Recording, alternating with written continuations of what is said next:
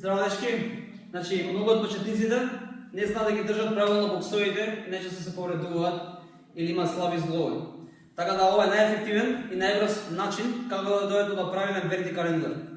Значи да стануваме уставен став, малце простор од стапот има, насочен со лактот натре и надоле.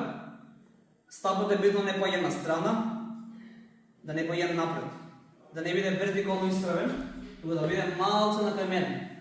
Бидејќи кога е така на кај мене насочен, со тие правилните зглобови од раката што треба да удариме, секогаш ќе удираме. И са идејата, појачаме зглобот и ја вежуваме на стоката на боксот. Значи лакти натре, удирам. Пак се отстрана, ротирам, удирам.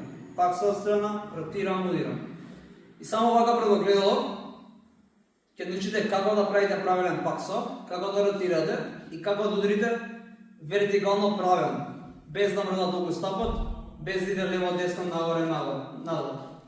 Значи, на кај мене, вака изгледа од страна, паксо, ротирам, удирам. Паксо, ротирам, удирам. Паксо, ротирам, удирам.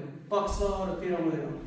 Колку е поголем стапот, толку повеќе ќе вежбате на зглоб, ќе ги зајакнувате и во главно тоа е тоа. Значи лакти натре, топаница секогаш исправена напред вертикално, стапот на кај вас, паксо, ротација, удар. Паксо, ротација, удар. Паксо, ротација, удар.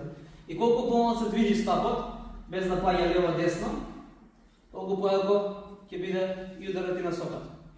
Така да не е битно колку е голем стапот, битно да има малце простор од доле, ротација, удар, паксо, техника.